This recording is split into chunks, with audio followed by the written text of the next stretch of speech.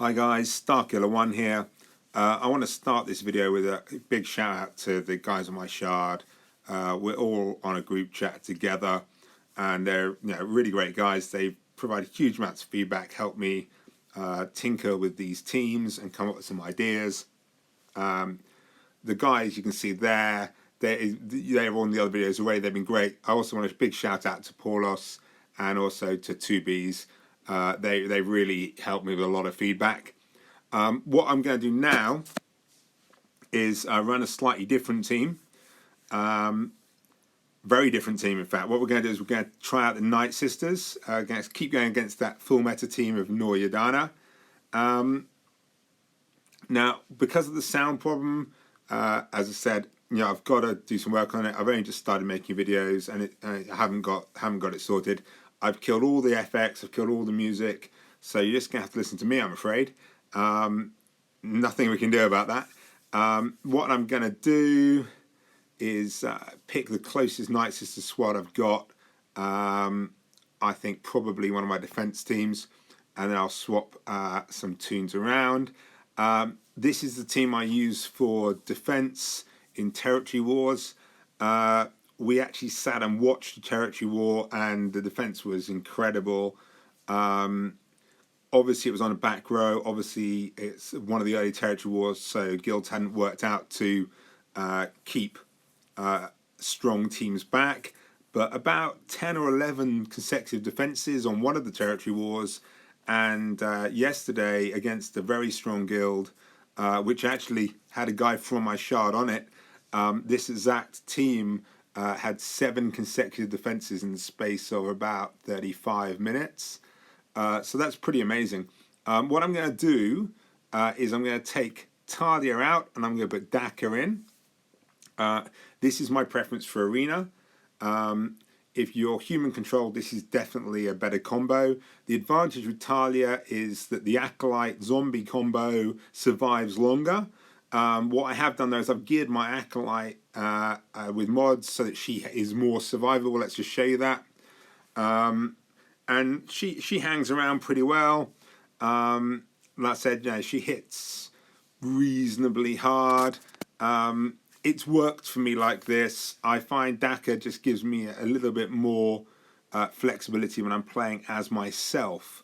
I'm not going to do that right now. What I'm going to do is I'm going to put this on auto against the meta team, and we're going to find out how it goes. Having run this several times, I know that this goes very quickly one way or the other. The meta team can wipe Nightsisters out very quickly. At the same time, it can go hugely the other way very, very quickly. Mother Talzin getting wiped out before she gets Supply Plague, that's kind of tough.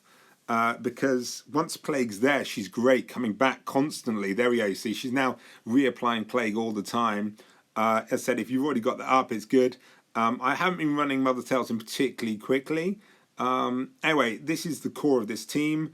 You now have a stealth Acolyte, and you have Zombie, and every time Acolyte attacks, she's attacking twice, and she's calling Talzin, she's calling Ventress. My Ventress is Zated, so she really can hit very hard by the end of a battle. Unfortunately, I didn't manage to get a kill on a basic there, which is unfortunate. General Kenobi died all of his own accord, because that would have brought back 2 of my tunes. Now, because it's hitting twice, I do get two back if I kill someone. Now, this is going to be interesting. I think I should probably win this. There is a fundamental weakness with this meta team that it only has one AoE character. So if you end up in this situation, there really is, short of bad RNG for the Nightsisters, there's basically no way for the meta team to win. You need to have an AoE tune or a Dispeller if you're going to beat the Acolyte zombie combo. R2 on his own is just simply not enough. But like I said, it can go very quickly the other way. On this occasion, it hasn't. I'm feeling pretty good about this. I'm expecting to win. If I get some bad RNG, I could lose. By that, I mean that Acolyte would lose her stealth because she gets her 2 attacks, 70% chance of gaining stealth. So it is possible for her to lose stealth. If she loses stealth, to be honest, Nightsisters lose. As you can see, that other people have made this video, but Nightsisters on defense, they can be beaten by the meta, definitely by a human player on the meta who's being smart about it. However, they can come back. Daka allows that and said, Ventress just hits so hard once tunes have started dying.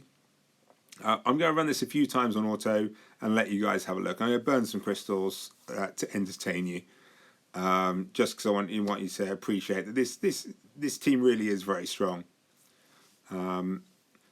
Okay, so we're going to run that exact scenario again, burning crystals to avoid having to wait. And here we go again. And in fact, this is happening on ×2. So this is happening at half speed. So it might look like these fights are long, but they're really not. Okay. So here we go again. Almost identical start. This is going to be great. I'm really looking forward to this because Acolyte is now gone. So this could be the end of the Nightsisters. This could end very, very quickly for the Nightsisters because Daka's fractured, Acolyte is gone. This is actually a masterclass in how to beat the Nightsisters. You got rid of the Resurrector in Daka, and then you've killed off Acolyte. Now, if they get Ventress, it's game over.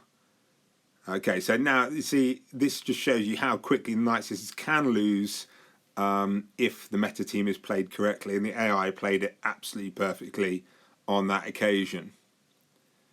Okay, now there is another scenario. The other scenario is that Daka is still up and running, and she can resurrect, or they kill her. What I would say is a big recommendation if you're playing the meta against the Nightsisters. Fracture Daka, try and stun Acolyte. Handsolo should definitely get stun Acolyte first. Thorn should fracture Daka, and then you kill Acolyte as quickly as possible. So yeah, that's my tip. I ran the Nightsisters for quite a long time. I was quite annoying for my shard mates, and they eventually worked out that was the way to deal with me, and they haven't had a problem since. What's interesting is the big theory about AoE teams hasn't really panned out. A lot of the AoE teams on my shard just can't beat me when I'm running Nightsisters. I haven't really dropped outside the top 10 when I've been running Nightsisters. I've dropped actually lower with some of the other teams that I've done videos for. So last one, let's just see how these guys go last time. Okay.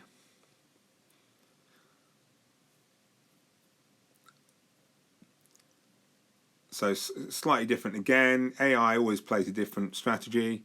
And as you can see, that's kind of worked out poorly because they killed Melatelzin and I instantly brought her back. This is kind of the way that I would expect it to go if I was playing it myself instead of being on auto. The AI is actually making good choices for me at the moment on offense and relatively poor choices for the meta team on defense. So as I said, Nightsisters on offense, to be honest, they really are very, very strong. It would require the AI to play exactly right against them for you not to win. And while we did see it happen once, as you can see, that's not repeated. I'm glad you got to see it because it helps people who want to play against Nightsisters to learn. But as you can see, generally that's not what happens. And the Nightsisters are just taking the meta apart on offense. So yeah, it's 3 runs on auto, 2-1 to the Nightsisters.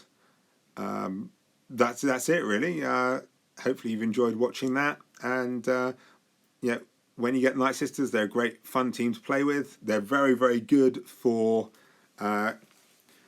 the Galactic War. My Nightsisters team just goes through Galactic War, although since they've nerfed Galactic War, it's not really that challenging anymore. That's fine. I think it's important that people enjoy the game. Not everything has to be super hard and unbeatable.